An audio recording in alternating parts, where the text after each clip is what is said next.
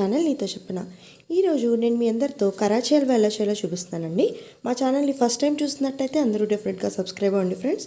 ఎందుకంటే మా ఛానల్లో రెగ్యులర్గా ఎమ్మి రెసిపీస్, అలాగే షాపింగ్ బ్లాగ్స్, టెంపుల్ బ్లాగ్స్, మంచి మంచి డీల్స్, పండగలప్పుడు ఉన్న డీల్స్ అలాంటివి నేను ఎక్స్ప్లోర్ చేసినవి మీ అందరితో కూడా షేర్ చేస్తూ ఉంటాను. సో ఇవాళ కరాచీ హల్వాకి కావాల్సిన ఐటమ్స్ 1 కప్ ఆఫ్ కార్న్ఫ్లోర్కి 1 కప్ ఆఫ్ షుగర్ తీసుకోవాలండి. అలాగే కార్న్ఫ్లోర్కి 2 కప్స్ వాటర్ కావాలి. షుగర్ లైట్గా కొంచెం మెల్ట్ అయ్యే వరకు వాటర్లో మనం ఒక్కసారి పొయ్యి మీద పెట్టాలి.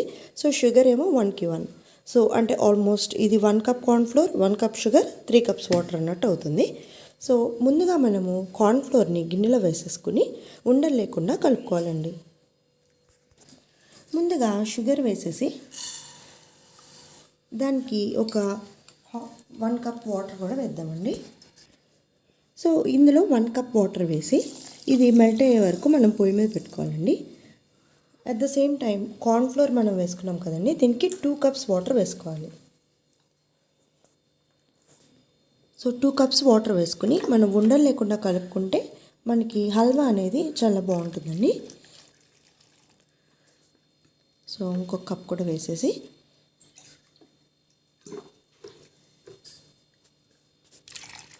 ఇప్పుడు దీన్ని ఉండలు లేకుండా కలుపుకోవాలండి నీట్గా.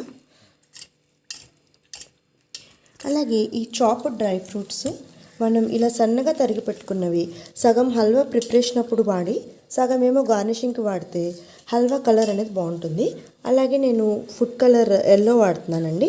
మీ దగ్గర ఏది అవైలబిలిటీ అది ఉంటే అది రెడ్, గ్రీన్ ఏదో ఒకటి వేయచ్చు. అలాగే ఈ ఘీ మనము ఆ మిక్చర్ కలుపుతూ ఉన్నప్పుడు వేస్తూ ఉండాలండి. ఘీ మధ్య మధ్యలో వేస్తూ ఉండాలి. అది నేను ప్రాసెస్ చూపిస్తాను. ఈ హల్వా అనేది మెయిన్గా కలపడంలోనే ఉంటుందండి. మనం ఎంత చక్కగా కలుపుకుంటే ఉండలు లేకుండా హల్వా అనేది అంత బాగుంటుంది. ఇది చాలా ఈజీ అండి, ఇంగ్రీడియంట్స్ అయితే తక్కువ, బట్ టేస్ట్ అయితే చాలా బాగుంటుంది. ఇప్పుడు దీన్ని ఎలా చేయాలో చూద్దాం. సో ఇది షుగర్ మెల్ట్ అయ్యే వరకు ఇలా పొయ్యి ఆన్ చేసుకుని మనము తిప్పుతూ ఉండాలండి.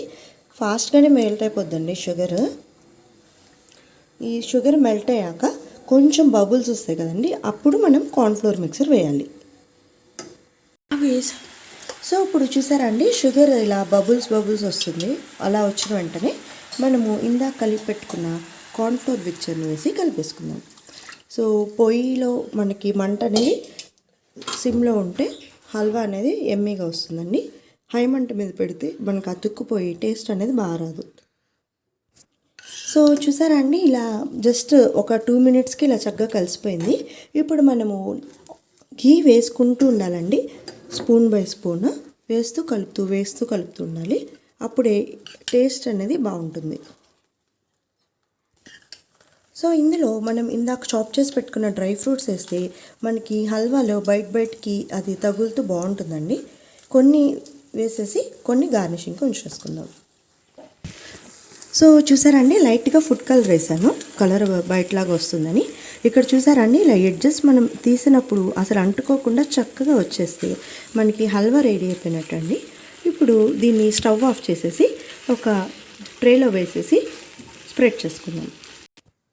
సో ఇప్పుడు చూసారండి, దీనికి లైట్గా గీ స్ప్రెడ్ చేసేసుకుని బౌల్లోకి ట్రాన్స్ఫర్ చేసేసుకుందాం. సో జస్ట్ ఇలా లైట్గా మనం గీ రాసుకుని స్ప్రెడ్ చేసుకుంటే మనకి పీసెస్ అనేవి అంటుకోకుండా బాగుంటాయండి. సో చూసారా, ఇలా చక్కగా స్ప్రెడ్ చేసేసుకుందాము. మనకి ఏ షేప్ కావాలంటే ఆ షేప్ బౌల్స్లో వేసుకోవచ్చండి. మా దగ్గర రెక్టాంగిల్ ఉంది, మేము అది వేస్తున్నాము. జనరల్గా బయట కూడా స్క్వేర్ షేప్ వాటిలోనే వేస్తారు. సో ఇక్కడ మనం చూడొచ్చు ఎంత కలర్ఫుల్గా వచ్చిందో హల్వా అనేది. ఇది కాసేపు వదిలేస్తే ఆటోమేటిక్గా గట్టిగా వస్తుందండి హల్వా అనేది.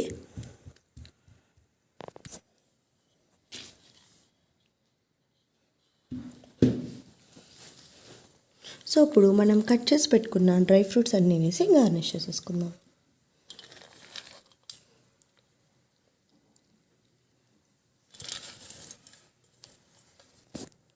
సో డ్రై ఫ్రూట్స్ కూడా జస్ట్ ఇలా ప్రెస్ చేసుకుంటే మనకి హల్వాకి అది అంటుకుంటుందండి. లేకపోతే హల్వా అనేది గట్టిగా అయిపోయాక మనకి ముక్కలు అనేవి ఊడిపోతాయి. సో చక్కగా ఇలా ఒక్కసారి దీంతో ఇలా స్పాటులాతో ఇలా నొక్కేసి పెట్టుకుందాము. సో చూసారండి, ఎమ్మి కరాచీ హల్వా రెడీ అయిపోయింది. మనం ఇది చల్లారాక కట్ చేసి తినేద్దాం.